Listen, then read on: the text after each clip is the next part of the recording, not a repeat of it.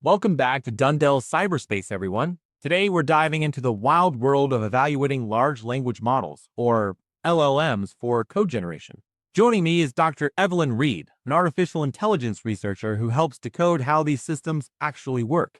Dr. Reed, for listeners new to this, could you explain what we're really talking about when we evaluate LLMs for coding?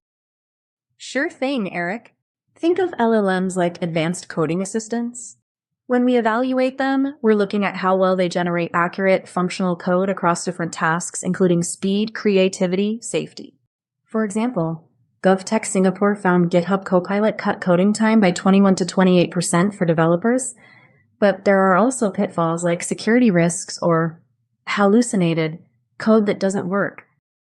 That's fascinating. Let's break that down a bit.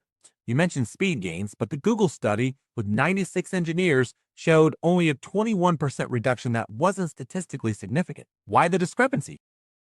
Great question. The Google trial was a controlled experiment with specific tasks, whereas real-world use cases like GovTech's involve diverse projects. Senior developers saw bigger gains. 15% faster coding with AI, while junior devs saved 33% time. It's like comparing a sprint in a lab versus marathon coding in the wild. Oh, right, so context matters. Earlier you mentioned hallucinations. Could you explain that in simpler terms? Sure. Imagine asking an LLM to write a sorting algorithm, and it gives you code that works for 90% of cases, but crashes on edge inputs. That's a hallucination, a plausible seeming but flawed solution.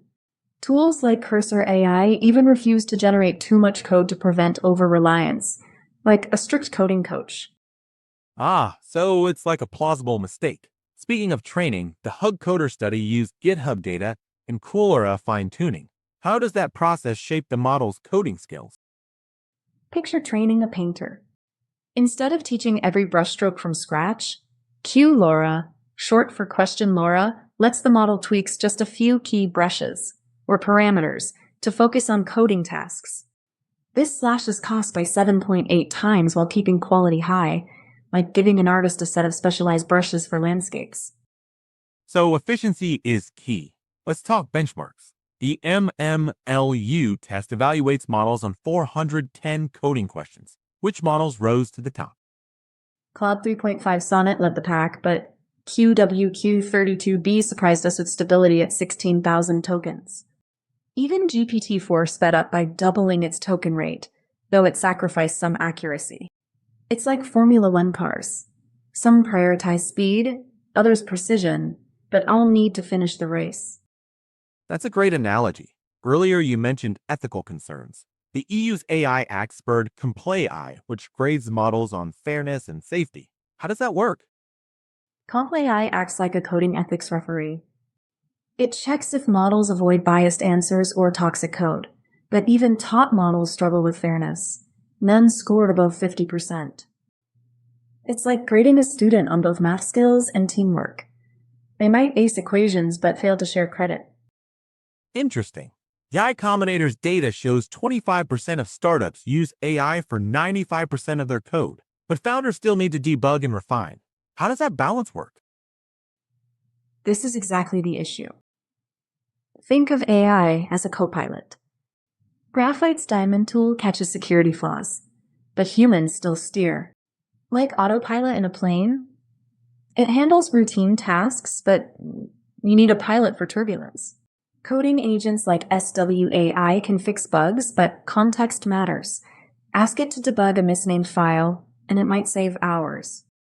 Wrapping up, what should developers watch for when choosing tools? The study recommended cloud-based options for open projects and self-hosted models like CodeLlama for sensitive work. That's spot on.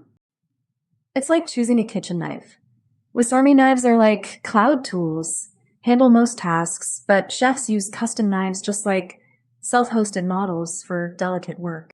Prioritize transparency, test with your codebase, and never let AI do the thinking entirely.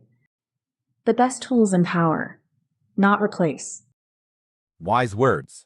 Dr. Reed, thanks for breaking down this coding revolution with such clarity. Listeners, keep tuning in to Dundell Cyberspace. We'll keep decoding the future, one byte at a time.